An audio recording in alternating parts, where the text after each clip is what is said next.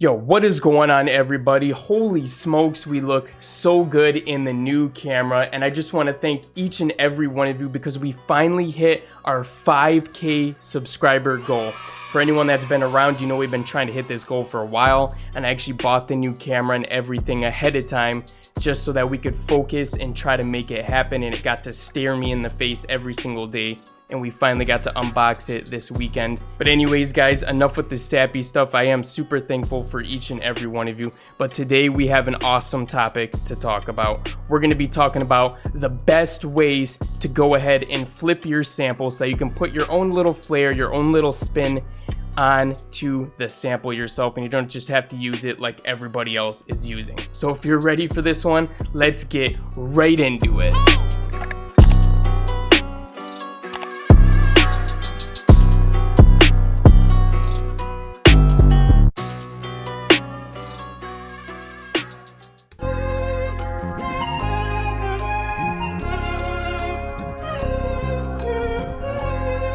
The first way, and probably the most obvious way, is going to be just using the different octaves, right? So you could use it like this, and then you could have a section come in where it's either one octave above or one octave below. You usually don't want to go two. That's going to be a little bit too much. So either we can go an octave up by simply clicking on it and then going ahead and going 12 above, or we're going to go negative 12 and go below. So let's see what this sounds like. It might be too much though.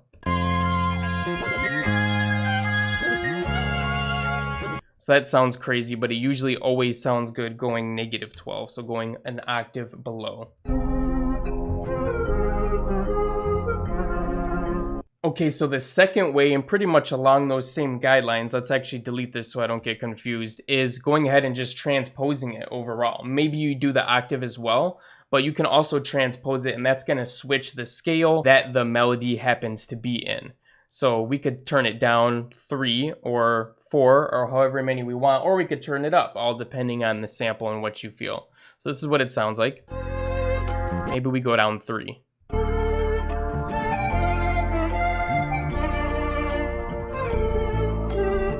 Almost sounds more dark that way. I actually really like it like that, and for some reason negative 3 just always hits really well. So this is one option. You could just transpose it and then use the sample as it is. And let's say you transpose it -5 and you want to switch it up using octaves like we did in the first step. What you could do is you could copy this over and you just go 12 from where it's at. So since this is down -5, you just go plus 12. So that's going to be 7. And then you have it 1 octave higher. Okay, so the next way is going to be using Ableton's splice functionality. And I'm not going to go into super detail on this because I have a video where I did that. But what you're going to do is essentially drop it into a MIDI track. Now what you can do here is you can go to the splice mode, as you can see in the bottom left right here.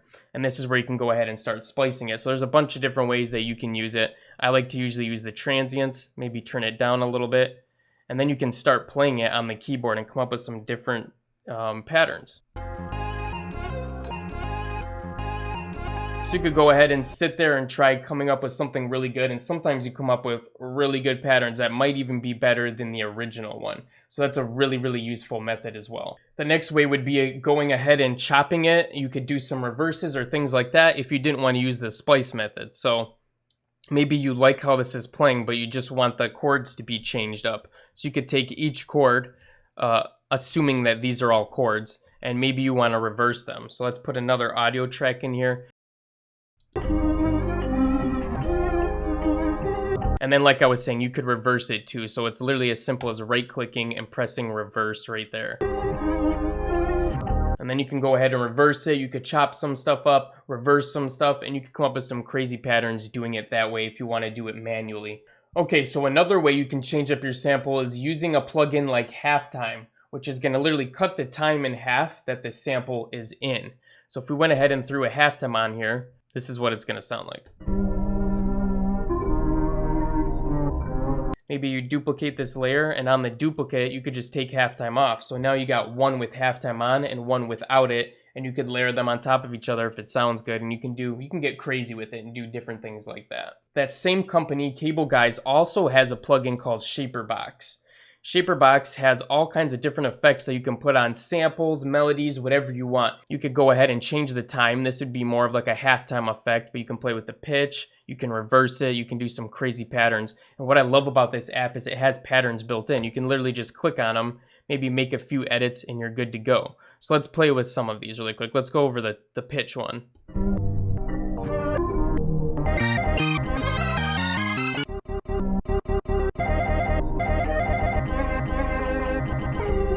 And the cool thing about this plugin is it's not just time effects. You have volumes, you can make it duck and things like that. You can do panning, so pan from left to right, some width, drive, filter, and crush. So you can get some cool things using these as well. Another plugin that's similar to that one is called Effect Rack by Soundtoys. Okay guys, so here's Effect Rack, and like you see, if you go down here, you have lots of folders that are titled, and you have lots of presets under each folder. So you can go ahead and come up with some different things just by clicking a preset.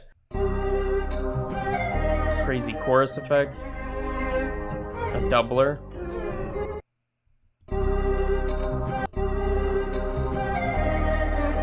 there's really cool phasing effects that you can put on it too, like this one called anti-phasing. Okay, so the next one would be using, different plugins like Effectrix or Looperator, which are by the same brand, but essentially they just add effects to different parts of the loop together. So with Effectrix, for example, you could go ahead and add some reverse in, some stutter crush. You can do all these different things. So let's play with this a little bit. Maybe we'll reverse it right here.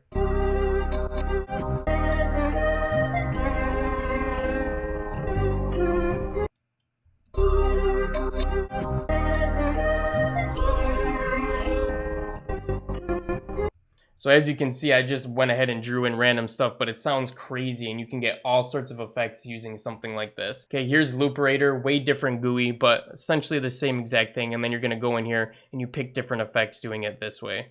So let's look at Looperator. We'll do like, let's do a tonal delay right at the beginning. And maybe we'll do like a freeze in here. The freeze sounds kind of cool, time freeze. And maybe right here we'll do like a delay.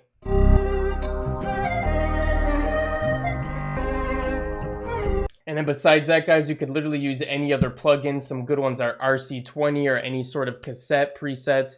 Reverbs are always really nice. You could do some different delays, phasing and flangers like we saw with some of those different effects. Things like that are just gonna add so much to it if you need to add some of that. All right, guys, so that is gonna wrap up this video on the best ways to go ahead and flip your samples in Ableton. I hope you guys like that one, and I'm so stoked about this new camera because the quality is just so much better, and I have so much to learn about this.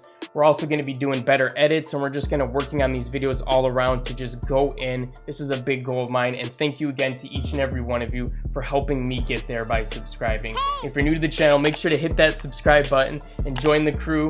We're getting big now, and we're only going up from here. Also, smash that like button for me if you guys like this one. Let's help push this so that other people can learn how to flip their loops as well. And besides that, guys, I'll be catching each and every one of you again in the next one. Peace out.